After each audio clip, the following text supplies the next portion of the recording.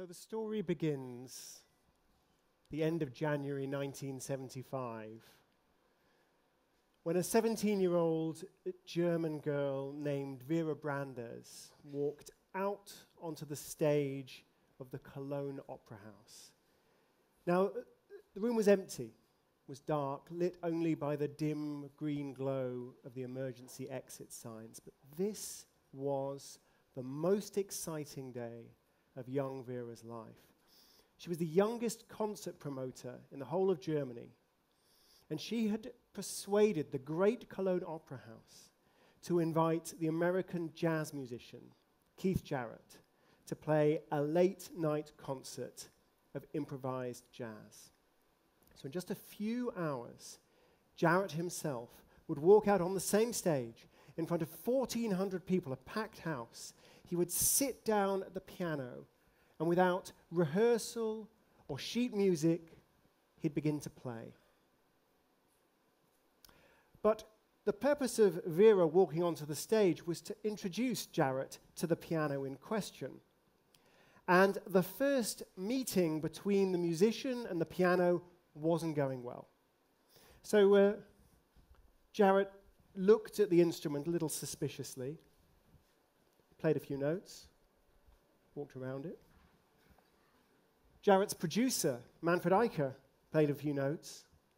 He walked around it. The two of them talked. And then Eicher came over to Vera Brandes and said quietly, "If you can't get a new piano, Keith can't play." There'd been a mistake. The opera house had committed some logistical screw-up. And instead of delivering the grand Bosendorfer piano that Keith Jarrett had requested, they'd instead brought out this battered old rehearsal model. It was tiny. It was like half a piano, said Vera Brandes. The felt was all worn away. The white keys were out of tune. The black keys were sticking. The pedals didn't work. And most importantly of all, it just wasn't big enough, wasn't loud enough to reach the back of such a huge stage as the Cologne Concert Hall. So it was unplayable. So Jarrett left and went to sit in his car.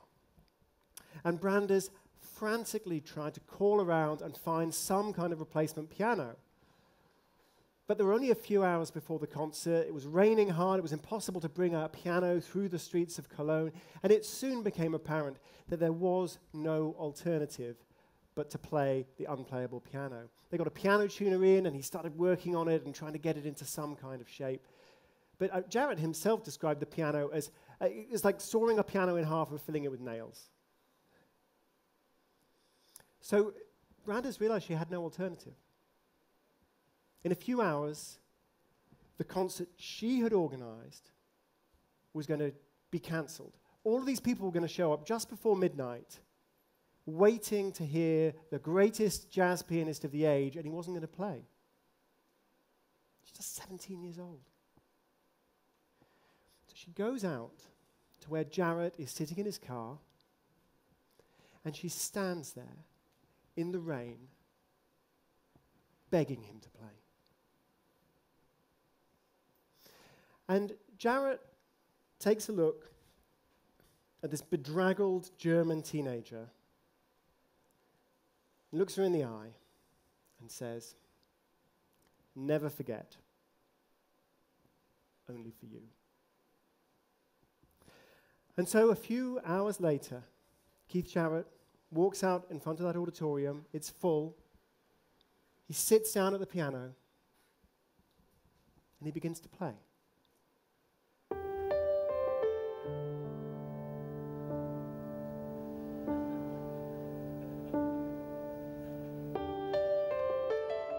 Within a few moments, it becomes clear that something magical is happening.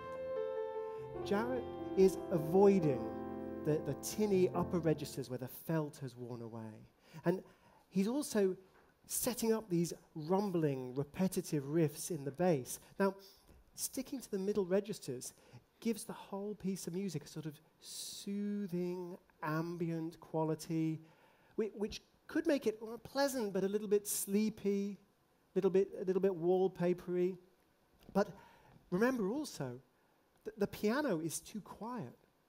And so he's pounding down on the bass, he's rumbling and setting up this repetition, just trying to get the volume, and smashing down on the central keys of the piano, just trying to make notes that are loud enough to reach the back of the auditorium.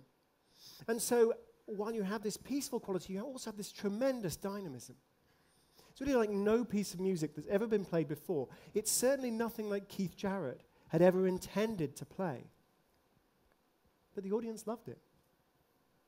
And audiences continue to love it because the concert was recorded, and that recording is the best-selling solo jazz album in history, and also the best-selling piano album in history. Keith Jarrett was handed a mess. He embraced that mess, and he soared. But I want you to think for a moment about Jarrett's initial reaction.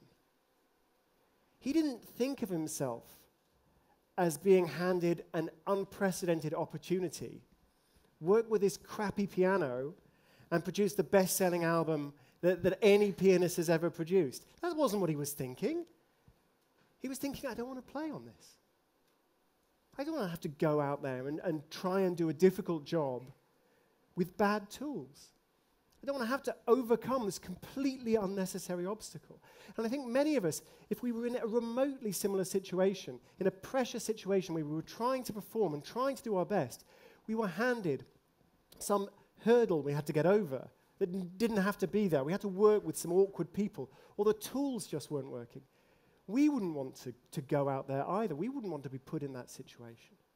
And what I want to argue today is that actually those obstacles, those problems, can very often, as they did with Keith Jarrett, lead to our best work. I want to argue that we need to overcome that resistance and embrace a little bit of mess in our creative lives. And I also want to argue that I think I know some of the mechanisms whereby this actually works, why this can make us perform in a better way. So, those mechanisms range very widely. I'm going to talk about cognitive psychology. I'm going to talk about social psychology. I'm going to talk about algorithmic optimization. And then I'm going to talk about rock and roll. So let me talk about the cognitive psychology first. So there's this, rock and roll later, okay? So there's this wonderful study recently by a group of psychologists led by Daniel Oppenheimer. And what they did was to team up with high school teachers who would give handouts to their students. And in some cases, it was a randomized controlled trial. So in some cases, the handouts were formatted in a very regular, clear font, such as Times New Roman or Helvetica or Arial. So here we have, I think this is Arial. You know, it's boring, but it's clear. But other students in different classes were taught by the same teachers, given the same handouts, but the handouts were differently formatted. So you would have something like the intense, condensed Hattenschweiler, or maybe the zesty bounce of Comic Sans italicized. I mean, these are difficult fonts to read. Dare I say they are ugly fonts. And you might think having to cope with fonts like these in your handouts would just make everything a little bit harder, and therefore would reduce the scores of the students if it made any difference at all. But it didn't. It actually raised the scores of the students. In almost all of the exams they took at the end of the semester, the students who'd been given the difficult fonts to read did better. And why is this? I think it's because the fonts simply forced them to work harder, to read more slowly, to focus on the meaning of what they were reading rather than just letting their eyes glide over the text. And I met somebody while I was thinking about these problems of mess who I think knows all about the advantages of distraction. He's quite well known in music. He's worked with a few groups, U2, Coldplay, Devo, David Bowie, basically everybody. His name is Brian Eno. He's the creator of this amazing sonic aesthetic called ambient music. He has worked with almost anybody worth working with in rock and roll. And of course, he was the zany keyboard player for Roxy Music as well. I mean, he has done everything worth doing in music. He's a fascinating character. But it also turns out that Brian Eno very easily distracted. So when a colleague of mine interviewed him for the Financial Times a few years ago, they were standing outside Brian's studio in Notting Hill in London, and it was a sunny day, and some people outside the flat across the road were just standing in the sunshine and starting to talk. And so this interview is taking place in a couple of chairs on the pavement in the sun, and there's this conversation. And it just shuts Brian Eno down. He can't do the interview. He keeps scowling at them, and he says to the journalist, I don't know why they've chosen to have this fucking conversation right now. They go inside to Brian Eno's studio, well, just to his working space first. But then there's still some noise from outside, and he still can't concentrate. So in the end, they go into the Holy of Holies, into the recording booth itself. It's all soundproofed. And finally, they can have a conversation. Brian Eno is finally able to talk to another human being in silence. And I interviewed him myself a year ago in the same studio. And there was nobody outside, fortunately, because it was February, it was freezing. But I asked him about this, and he said, yeah, it's a problem for me. He said, I can't go to a restaurant if there's music playing. I can't get my ears off it. He's very easily distracted. And when you see what he's achieved, he's like this zephyr of cerebral chaos blowing across the frontal lobes of 20th century pop music. I mean, he's a remarkable man. And yet, it's pretty close to attention deficit disorder, what he's got. He's a complete inability to screen out interruptions. Now, that actually wouldn't come as a great surprise to cognitive psychologists. So, for example, there's a psychologist at Harvard called Shelley Carson, and she's been doing these experiments with some colleagues on Harvard students. Anybody here go to Harvard? Yeah? I wouldn't admit to it either if I were you. What they've been testing is the strength of the attentional filters of these students. So can you, as Brian Eno can't, can you screen out a conversation that's happening over the other side of a restaurant or the other side of a bar while you're having a conversation with someone in front of you? Can you do that? Or can you read a book when there's a television playing in the corner? Now, if you can do that, you've got strong attentional filters. And what Carson did was she tested these students out, and some of them had these strong filters, and some of them had weak filters. They had porous filters. They were constantly being interrupted by the world around them. And you would think that that was a disadvantage, unless, of course, you met Brian Eno, and then you might think again. And it turns out that when Shelley Carson looked at the results, the students who had a difficulty with interruptions, the students who had these weak, porous attentional filters, they were far more likely to have real significant creative achievements in their lives. So at the age of 20 or 21, to have already written a play and had it professionally produced, or have released an album or a novel. I mean, really sickening overachievers at this young age.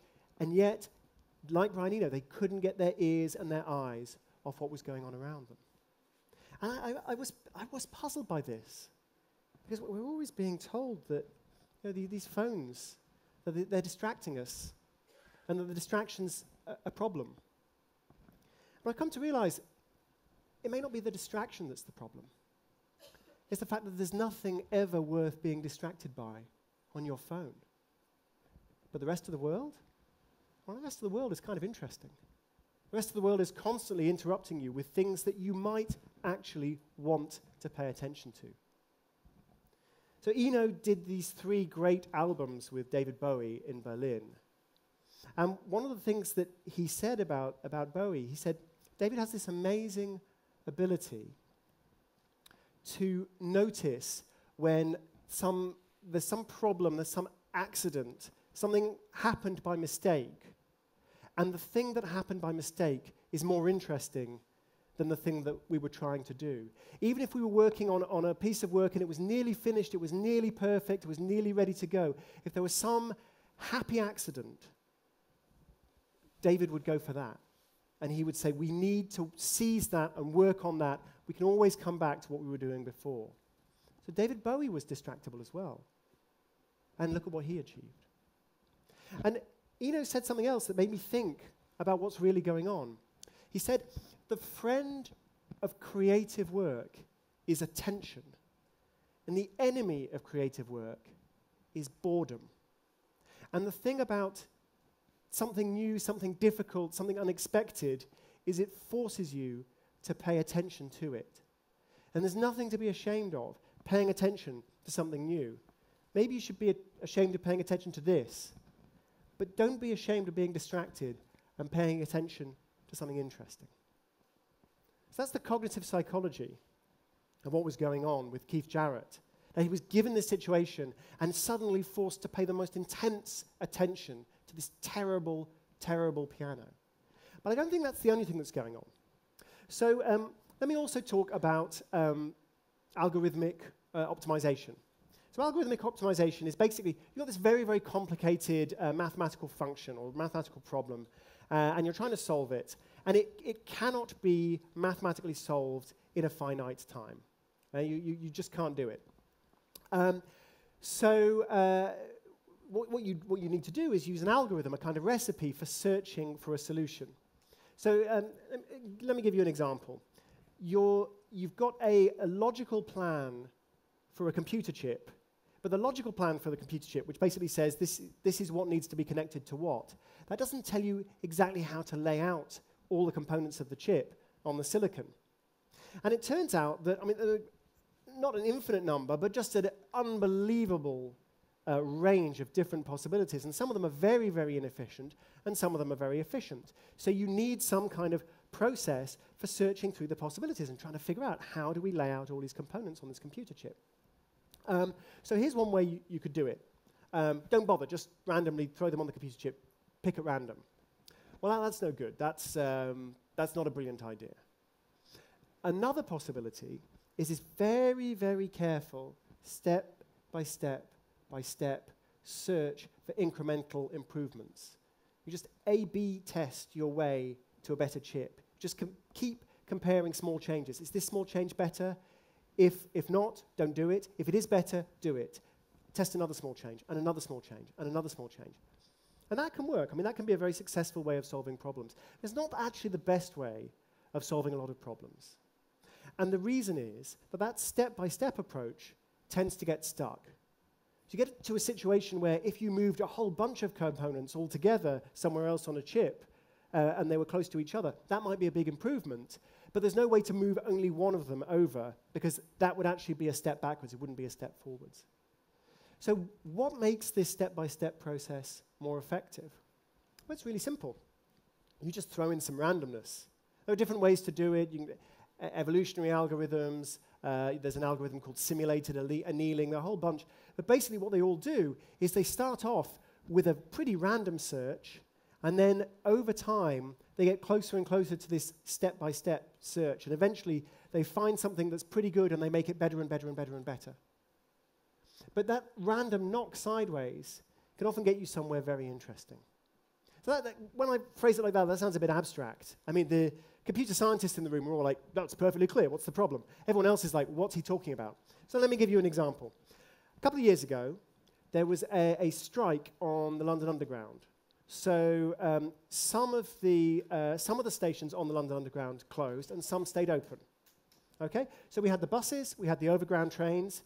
So we don't have any trams, I'm sorry, but other than that, it's okay. And we have some of the underground lines opening, but not many. So what happened was that commuters could still get to work, but they would probably have to take a different line or look up a bus or find some other way. Maybe they would walk a bit, find a different way to do it.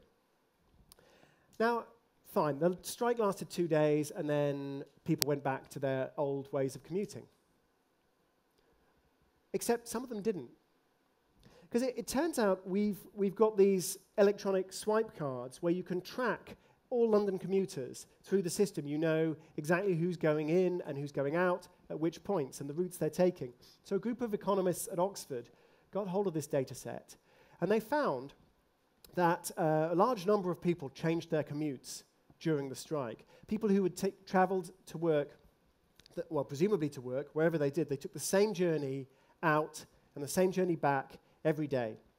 Same journey out, same journey back, same journey out, same journey back, every day for 2 weeks. Then the strike, they took a different route, and then most of them changed back to the old route, but 5% of them stayed on the new route.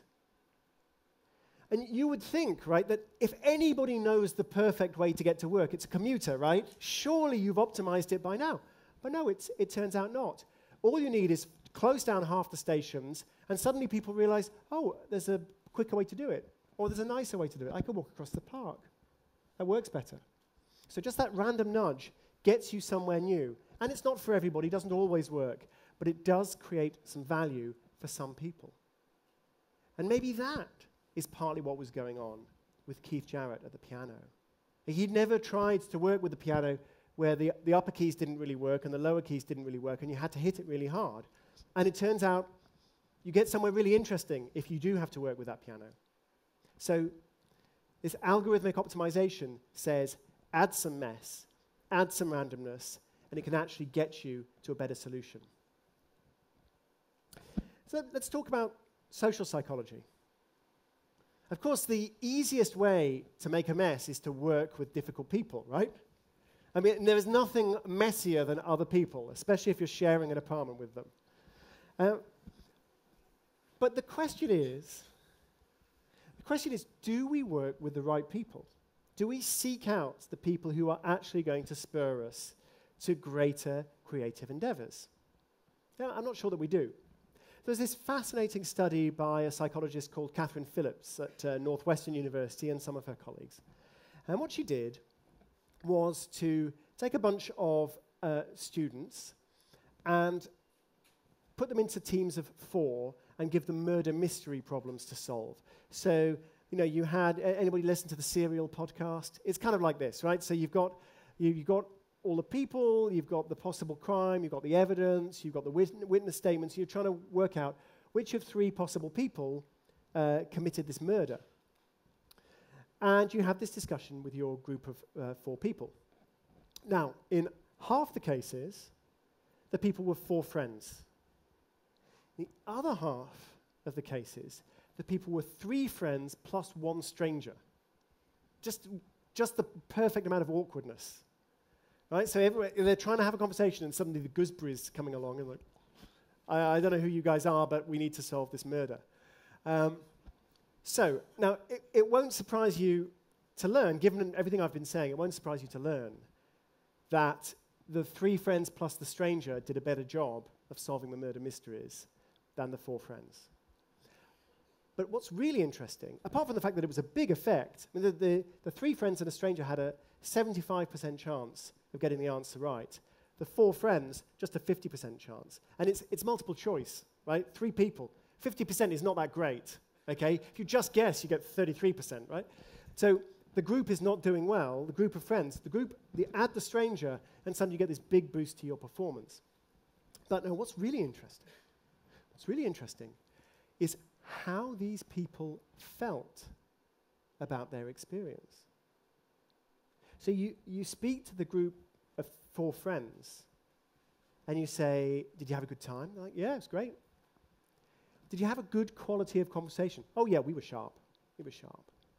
We asked all the right questions. We let no stone unturned. Do you think you got the right answer? Oh yeah, for sure. Okay. You talk to the group of 3 friends and the stranger. Did you have a nice time? Not really. Awkward balloon. Not good. It was just all a bit tense, right? Having to cope with this stranger. We were just trying to have a chat, friends, and this person comes in. It's not.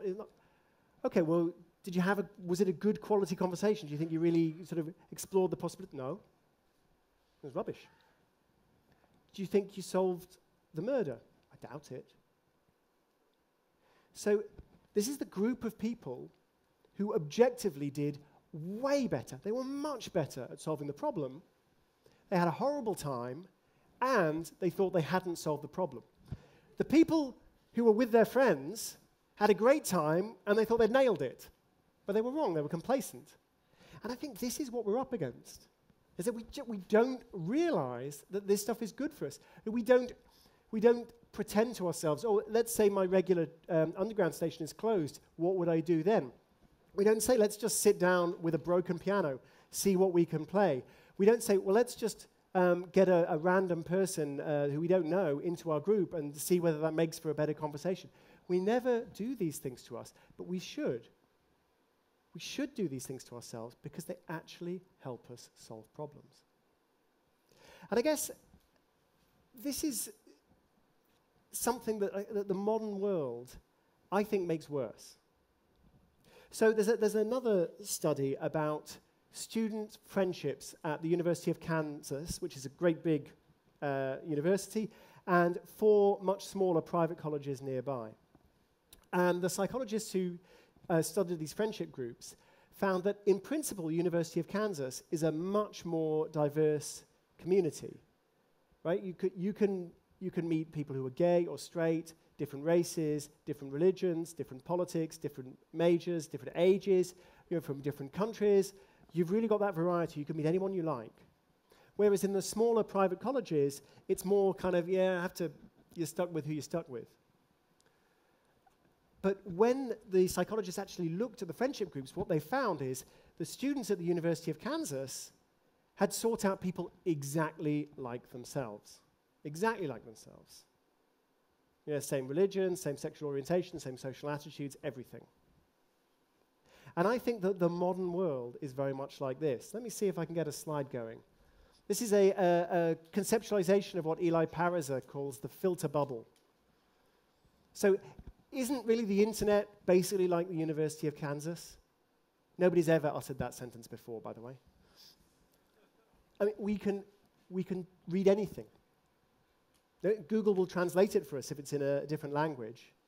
But even if we only read stuff in our own language, I read English. I can read a Japanese newspaper in English, Japan Times. I can read an Indian newspaper in English, no problem. I can watch Fox News. I can watch MSNBC.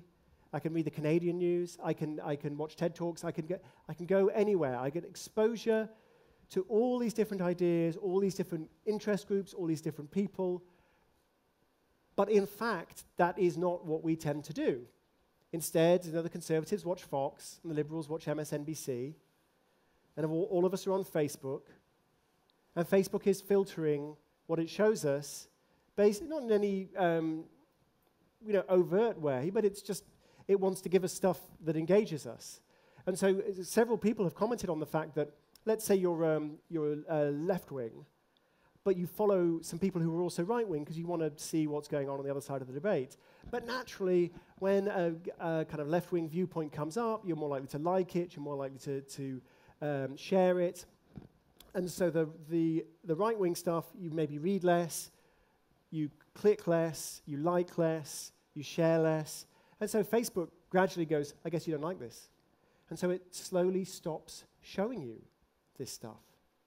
When there were these terrible disturbances in Ferguson, either protests or riots, depending on who you were reading, they hardly trended on Facebook at all. They were all over Twitter, but they weren't on Facebook. Why weren't they on Facebook? Well, because you don't really want to show kind of if you put a photo on Facebook of somebody in a bandana, in a vest, with a sort of protest placard, and then here there's a cop with a face mask and a gas mask and a riot shield and a gun, and there are tanks, and you're like, you could put that photo up. Who's going to click like? Who is going to click on that and go, yeah, like that? No one. And so it just died on Facebook. There was no explicit censorship of this, but it just died. It was big on Twitter, as I mentioned, but then a statistician at Oxford University analyzed the the networks that were going on Twitter, and she basically realized, actually there's red Twitter and there's blue Twitter as far as this is concerned. There's a whole bunch of people who only talk about this as protest, who would only ever suggest, this is all based on a policeman who killed a young black man. So they would suggest that that was basically murder, it was police brutality, there was no justification for it, the protest is completely legitimate, the police reaction is completely over the top.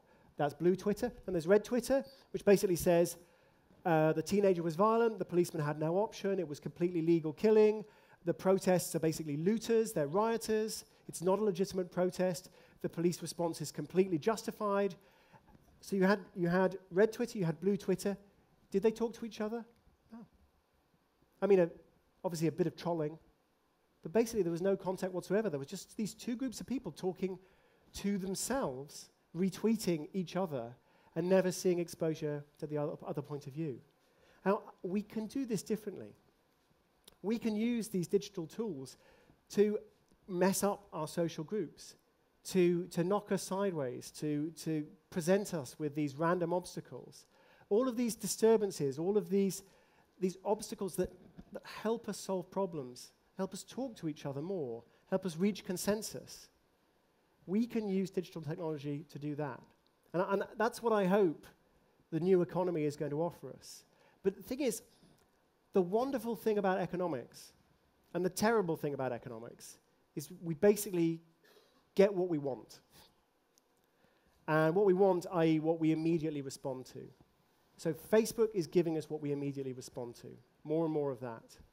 And if we want something different, if we want a few more unplayable pianos, a few more weird strangers helping us solve problems, we're going to have to show the new digital technology market that that is something we value.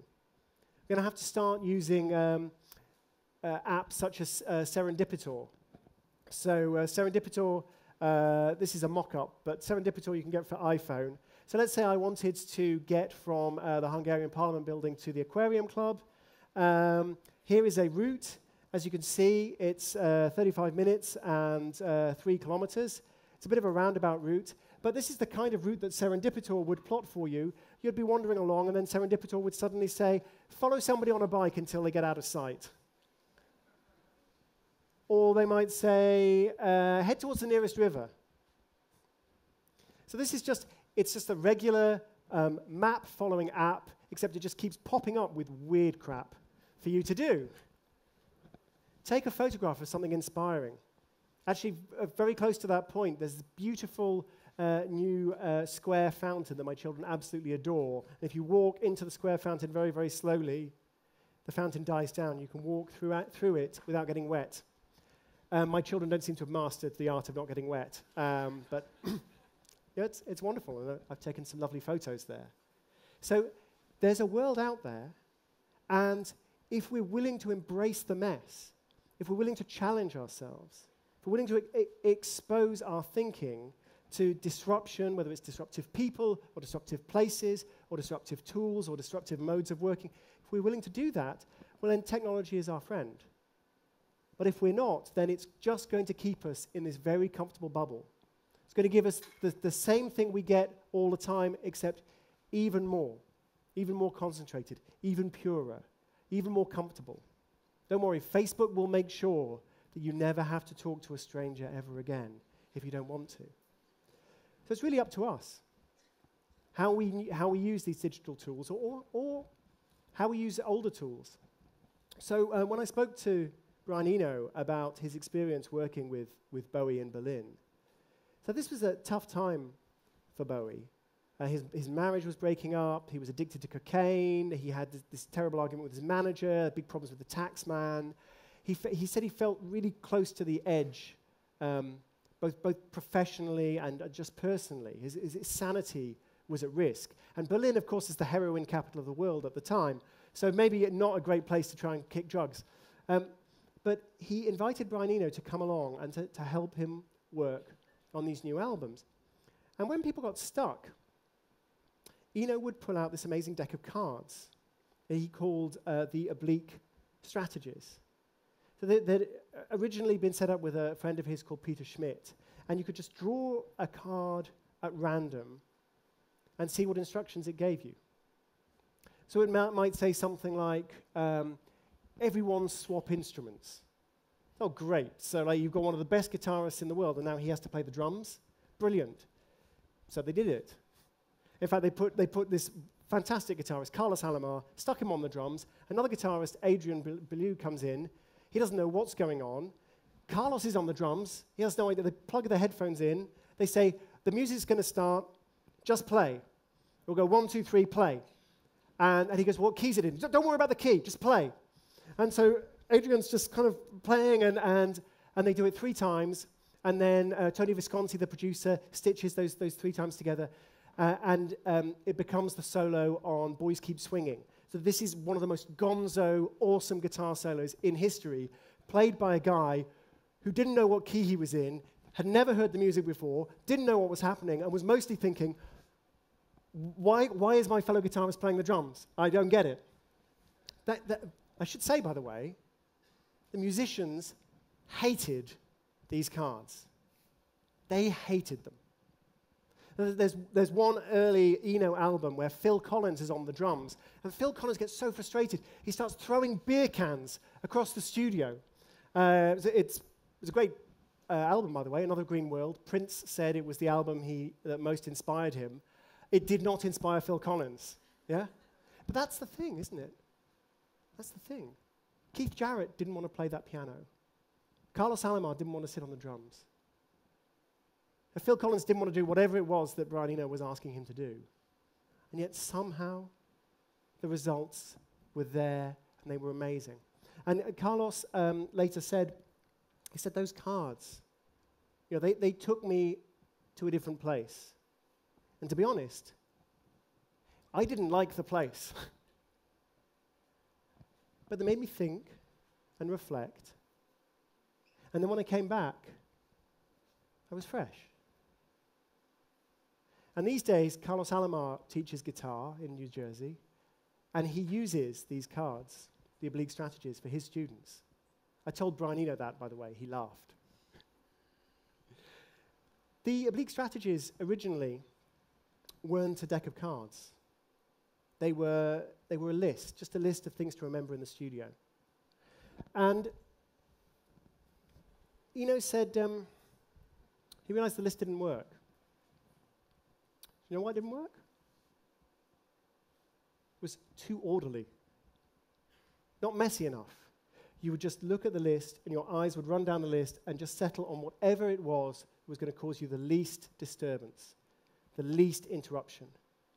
And so that's why he realized it had to be a deck of cards. It had to be random. And speaking of modern tools, you can get one on your phone if you like. I've got the oblique strategies on my phone. Shall we try one?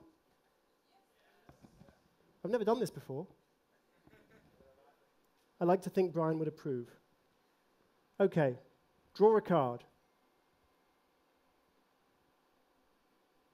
What is the simplest solution? I guess the simplest solution would be for me to stop talking and take some questions. But before I do, let me just remind you of what I've argued. That these interruptions, these obstacles, these problems, this mess, whether it's a bad tool like the unplayable piano, whether it's working with somebody awkward, whether it's just interruptions and distractions that seem to be causing you a problem, and then somehow actually there's something more interesting in the distraction. These things are good for us. These things help us do better work. They help us solve problems. But we all need in our lives somebody or something that is going to be the awkward stranger or the ugly font. We need that person, whether it's Brian Eno or whether it's just a deck of cards. Or maybe even it's a guilt trip from a German teenager. We need to embrace the mess. We need to be forced to embrace the mess. But all of us, once in a while, need to try playing the unplayable piano. The simplest solution is for me to take questions, but thank you very much for listening.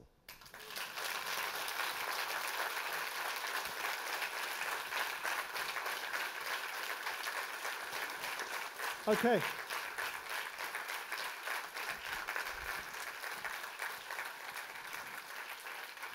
Thank you. Thank you. So, questions, you must know the drill by now, probably better than I do. I can see one gentleman here. There may be other questions as well. Can somebody get a mic to him? Or why don't you shout out and I'll repeat the question, sir. Okay, so my question would be, you're talking about people who are working together, achieving great things, but being miserable by the way. So what's the proportion of, because if you want to work for a long time and achieve things, then you also have to enjoy what you're doing. So my question is, what's the proportion of working in the mess and working like with people you like and doing stuff you like to do? Thank you very much. So the beginning of the question was, you can work with people who mess you around and make you miserable, but you do great work, or you can work with people who make you comfortable and you do rubbish work, but at least you're comfortable. So what's the right mix? Because you need to enjoy work. I don't have an answer, really. I do suggest that we systematically tend towards the comfortable. So that whatever situation you're in, it's worth taking a couple of steps towards the messy, trying to work with a more difficult person, work with a stranger, go somewhere new, take on a different hobby, a different sort of project, try working with an unfamiliar tool. It is unlikely that you are too comfortable. It's likely that you're too comfortable. It's unlikely that by moving a little bit towards more comfort and working with easier, more boring people and just doing the same old thing with the same old tools, it's unlikely that that is where you need to shift. So I would always recommend experimenting towards the oblique strategies, towards a bit of extra mess. Any other questions? I can see there's a gentleman here. Can we get a microphone to the lady there, and I'll come back to you in a moment, sir. Yeah, anyone got a microphone for this lady? Oh, you could really shout, but there's another. Yeah, are we coming? Thank you. Fantastic talk, amazing. I really enjoyed it. I'm curious to hear your opinion about open offices, which are really popular these days, and that attitude of sort of how does it affect diversity? Do people just find the people similar to them when they have a choice in an open office environment, or do they take your advice and find a mess? And what do you think would be a better option over open offices? Thank you. Thank you very much. There's actually a whole chapter on this subject in my book, Messy, which I recommend you all read in October.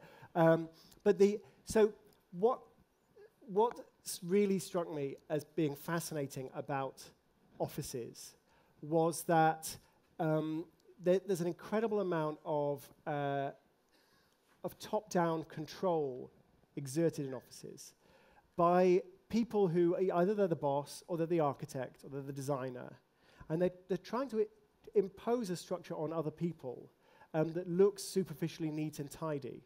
And this is actually incredibly bad for your mental health.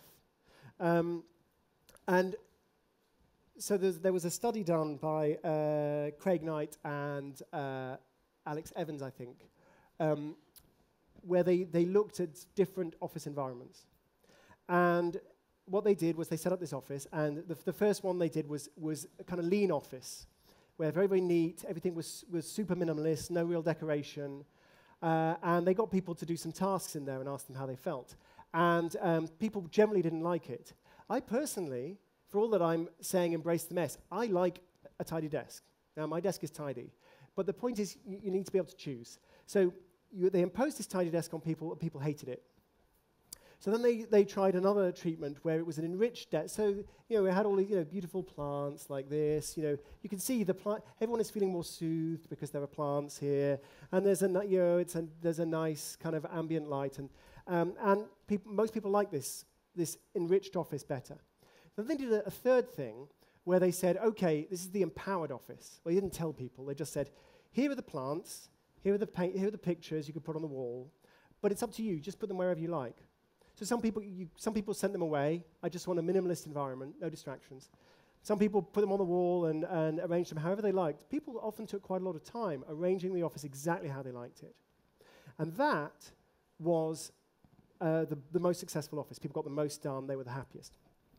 There was a fourth option where, again, they said, right, here's all the stuff, here are the pot plants, here are the paintings, put them on, do what you like.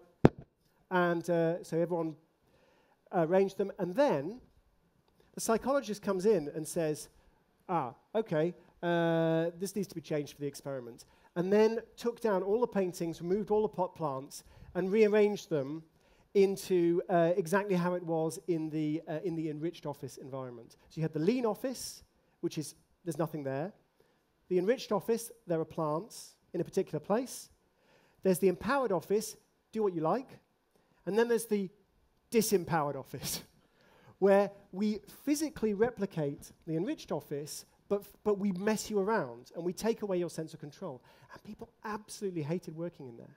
So, coming back to your question, what this tells me is that actually appearances in office space, you know, who you're working with, whether it's open, whether it's closed, how it's decorated, so on, none of this really matters. What matters is that you feel that you are able to control the environment that you're in. And I would advise people, I mean, they should switch offices, they should work with new people, they should try new environments, they should try new tools, try new computers, they should mess themselves around a bit. But you do not want your boss to be constantly imposing this structure on you. It absolutely drives people mad. The weird thing is, when you look at how offices generally are organized, a lot of it is they're designed by professional designers, they've got tidy desk policies, everything has to look exactly how the boss wants it to look or how the architect wants it to look, and not how the workers want it to look. And people absolutely hate that. There's a great story about Pixar and Steve Jobs. So as you probably know, Steve Jobs, he was the majority shareholder in Pixar, and there was an architect, but Steve had a lot of influence in how the Pixar building was organized. And what he said was, I want people to have these serendipitous interactions, which is great. This is a very kind of Brian Eno idea.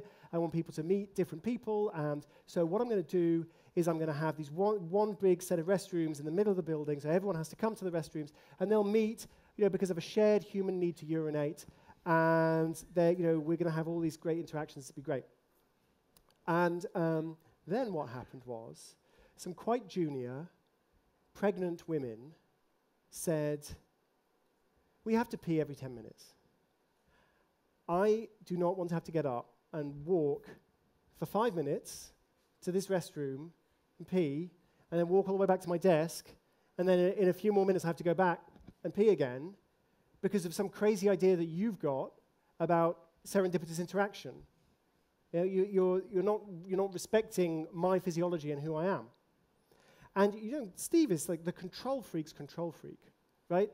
This is a guy who, as he was coming round from a liver operation and he was still sort of woozy, ripped off the anesthetic mask, and he says that this is terrible design. Bring me 5 designs so I can choose. I mean, he's slightly delirious. It's a really sad story, but you know, that he was just absolutely, he wants it the way he wants it. And yet these young women are saying, your plan is crazy.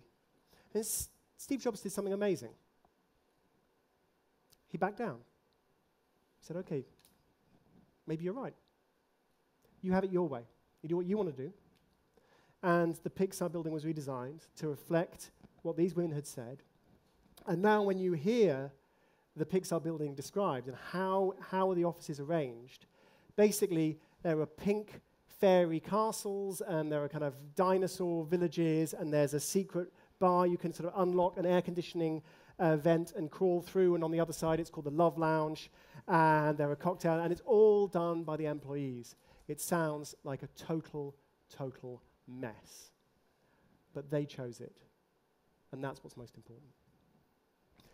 We've got time for one more question. Sir. Thanks for coming to Budapest. I've been doing this experiment in the past 2 months. I cancel my Facebook newsfeed. I cancel my internet subscription. I find places based on intuition and based on talking to people, and I find myself coming out from my comfort zone and talking to more people and being more creative, and I love it. And so you mentioned that we have all these like mainstream tools like Facebook and Google products, and these are pushed into our faces.